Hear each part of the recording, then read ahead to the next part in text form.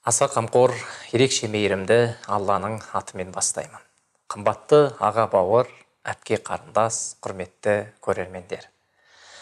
Жаратқан ием баршаңызға өзі жар болсын. Бүгінгі біздің тақырыбымыз бәріңізге қатысты емес, бірақ біразымызға көмегі тиіп қалар. Шылым шегетіндер немесе оны тастай алмай жүргендерге арнаймыз.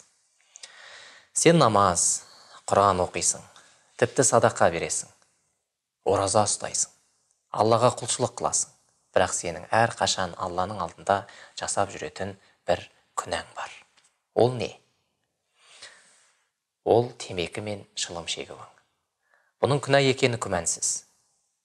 Бір күні бір танысым, осы Құранда жазылған ба, темекі тартпау туралы дейді. Мен айтам, бауырым, Құрандағысын қайтесің? Темекінің қорабында тұр емес пе? Өлесің деп. Не бір аянышты суреттермен. Алла кез келген тыйым салынған зиянды нәрсенің бәрін харам деген. Тыйым салынғанның бәрін жеу, ішу, пайдалану арам. Сол үшін пайғамбарымыз Алланың оған игілігі мен сәлемі болсын. Өзіңе, өзгеге зияныңды тигізбе деген. Темекі күмәнсіз, саған, қоршаған ортаңа зиянын тигізіп жатыр. Ол сенің денсаулығыңа, тыныс мүшелеріңе, өкпеңе, тіпті жүздеген ауру түрлері осы темекі шеккеннен пайда болады.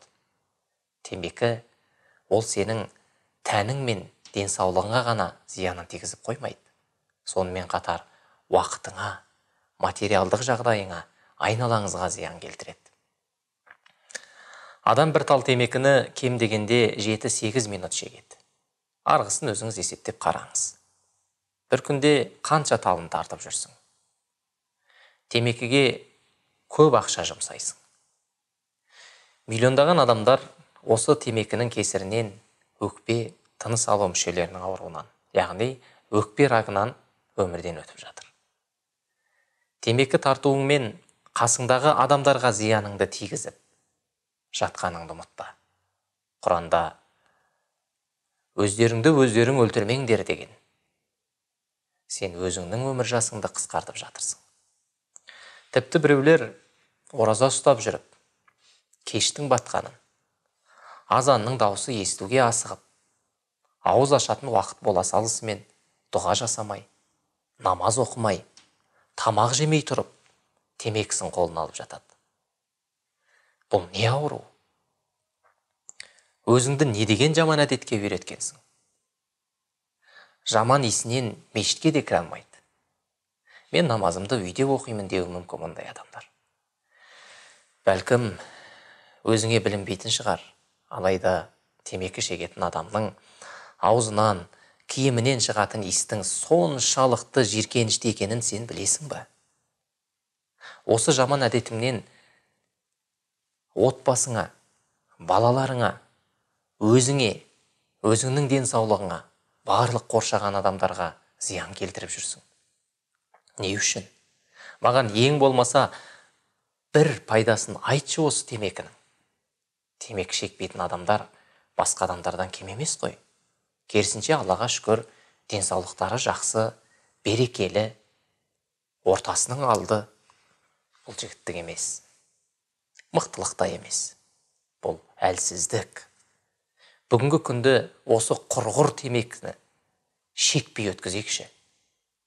Бүгінгі осы уақыттан ертеңгі осы уақытқа дейін шекпейікші темекіні.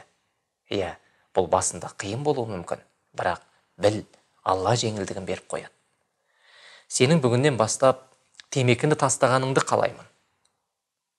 Жамандық жасауды тоқтатайық.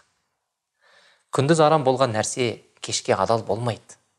Темекі күндіз де, түнде де, ораза ұстаушыларға да, ұстамайтындарға да арам. Сонда қалай? Сен таң атпай тұрып тоқтатасың да, ауыз ашар уақытында шегесің. Сосын темекімен ауыз ашасың. Алла саған темекі шегуге рұқсат бермегендігін ескерткім келеді. Бұл ғалымдардың Құранға және сүннетке сүйеніп айтқаны. Сен Алладан қорқып, осы лас амалыңды тастасаң, Алла жақсы амалдармен оның орнын алмастырып қояды. 24 сағат бойы темекі шекпеген адам темекіні мүлдем тастай алады. Бәрі сіздің қолыңызда. Өзгеруді бүгіннен бастаңыз.